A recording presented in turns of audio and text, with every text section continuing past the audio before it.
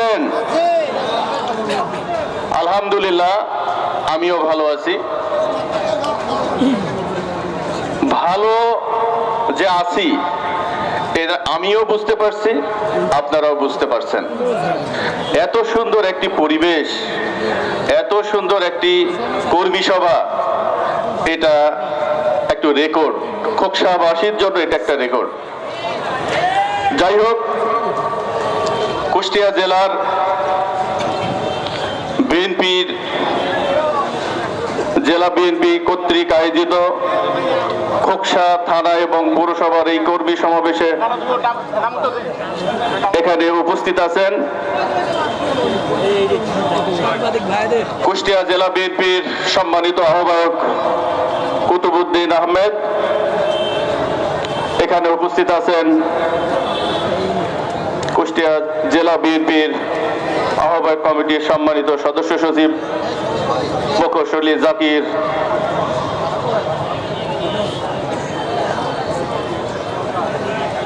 হোসেন সরকার, এখানে উপস্থিত আছেন। আমি যখন কুষ্টিয়া গভর্নমেন্ট কলেজে পড়ি 95-এ, যার হাত ধরে ছাত্র জীবনের রাজনীতি শুরু, আপনাদের আমাদের প্রাণের নেতা, এই এলাকার গার্ডিয়ান, সাবেক সংসদ সদস্য শহীদ মেহেদি আহমেদ রুমি, উপস্থিত আছেন তার সহধর্মিনী সৈয়দা ফাহিমা রুমি সহ কুষ্টিয়া জেলার আহ্বায়ক কমিটির সম্মানিত সদস্য, বিভিন্ন অঙ্গ সংগঠনের সদস্যবৃন্দ এবং আমার প্রাণের খোকসার প্রাণ প্রিয় নেতাকর্মীরা, আপনাদেরকে আমার পক্ষ থেকে অভিনন্দন এবং সুস্বাগতম। বক্তব্য দিব না, কারণ কুতুবউদ্দিন ভাই যে বক্তব্য দিয়েছেন এরপরে আর বক্তব্য দেওয়ার কিছু থাকে না। ইনশাল্লাহ আপনাদের 2-3টা মেসেজ আমি দিতে চাই, দিয়ে আমি আমার কথা শেষ করব। আমরা এখন ক্ষমতায় নেই, আমরা কিন্তু বিরোধী দলও না। সুখের কথা কিন্তু ভাবা উচিত না। আমাদের খুব অতি দ্রুত আমাদের মত বিরোধ এগুলো সব বাদ দিতে হবে, একটা ছাতা নিতে আসতে হবে।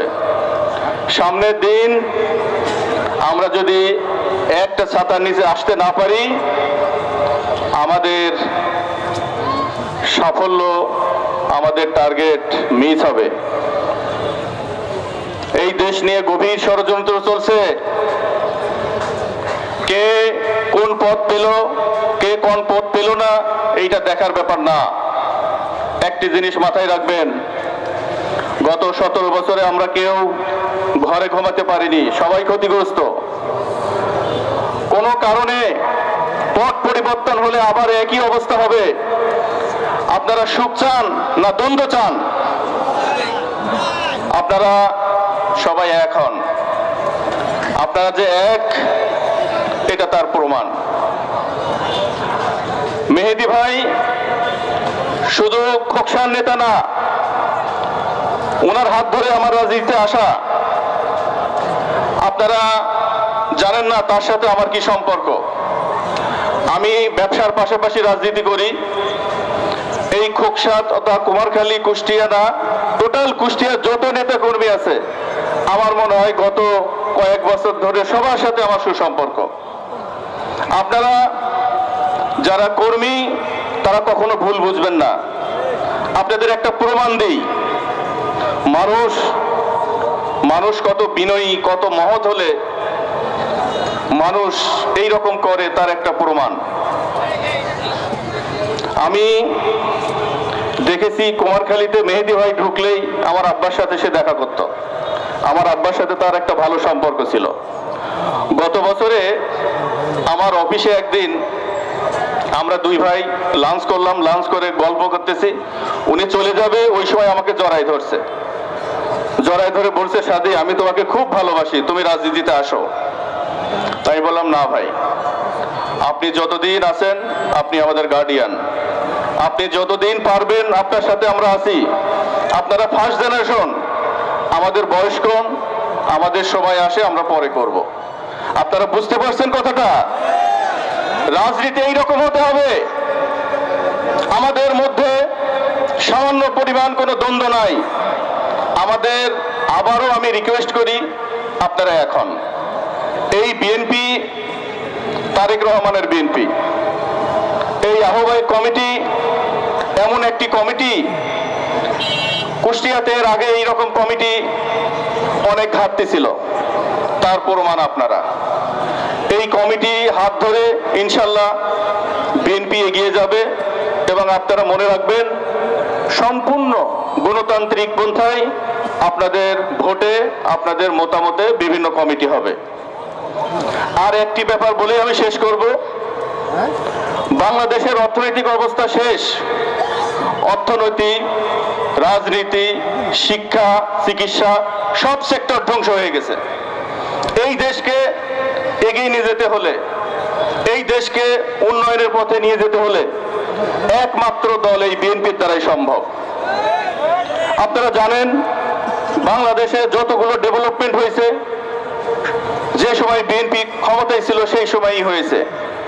এই কারণে এই ধ্বংস দেশ, এই দুর্বল দেশ, এই পঙ্গু দেশ, এই দেশকে এগিয়ে নিয়ে যাওয়ার জন্য এখন আমাদের একটি কাজ, দলকে সুসংগঠিত করা এবং নির্বাচনের জন্য প্রস্তুত করা। তারেক রহমানের দল, তারেক রহমান যে নির্দেশনা আমাদেরকে দিয়েছেন, যে দিচ্ছে, এগুলো আমাদেরকে পালন করতে হবে। হাট ঘাট চাঁদাবাজি আমি আশা করি আমাদের দলের মধ্যে তেমন কেউ নেই, আপনারা এর সাথে যুক্ত হবেন না। একটি জিনিস মাথায় রাখতে হবে, ভালো জিনিস ছাড়া, ভালো মানুষ ছাড়া ভালো কাজ সম্ভব না। এই জন্য বিগত দিনেও যেসব নেতা নির্বাচিত হবে ইনশাল্লাহ আপনারা ভালো মানুষ দেখে নির্বাচিত করবেন, ইনশাল্লাহ আমাদের দল, জাতি, সমাজ উপকৃত হবে। আর একটি ব্যাপার, আমি মেহেদী ভাইয়ের হাত ধরে রাজনীতিতে আসছি। আমার রাজনীতির বয়স কিন্তু 25-27 বছর। আমি এখনো আপনাদেরকে বলছি, আমি আপনাদের কাছ থেকেও রাজনীতি শিখতে চাই। আপনারা শিখাবেন তো? আমি আপনাদের সাথে থাকতে চাই। আমি যে কার্যক্রমগুলো করে যাচ্ছি এই ব্যাপারে আপনারা সবাই অবগত আছেন। ইনশাল্লাহ আমি এমপি হওয়ার জন্য এখানে আসিনি, আমি রাজনীতিতে আসছি আপনাদের সাথে থাকার জন্য। আপনারা যেভাবে আমাকে চাইবেন আমাকে সেইভাবেই পাবেন। আমি আপনাদের সাথে গত 10-15 বছর অঙ্গাঙ্গভাবে ছিলাম। ইনশাল্লাহ জীবনে যতদিন বেঁচে থাকবো আমি ততদিনই আসবো, ততদিনই পাশে থাকবেন। আর আপনাদের কাছে শেষ একটি কথা, আপনারা এই যে সামনে কমিটি হচ্ছে, এই কমিটি নিয়ে আপনারা কেউ মারামারি, দ্বন্দ্ব, তর্কের মধ্যে যায়েন না। এটা আমাদের কুতুব ভাই এবং জাকির ভাইয়ের নেতৃত্বে চমৎকার একটা গণতান্ত্রিক পন্থায় কমিটি হবে ইনশাল্লাহ। তারেক রহমানের যে আহ্বায়ক কমিটি, এই রকমই আপনার ওয়ার্ড কমিটি, ইউনিয়ন কমিটি, থানা কমিটিগুলো হবে। এই কমিটির হাত ধরে বিএনপি অনেক শক্তিশালী হবে। আপনারা আমার জন্য দোয়া করবেন।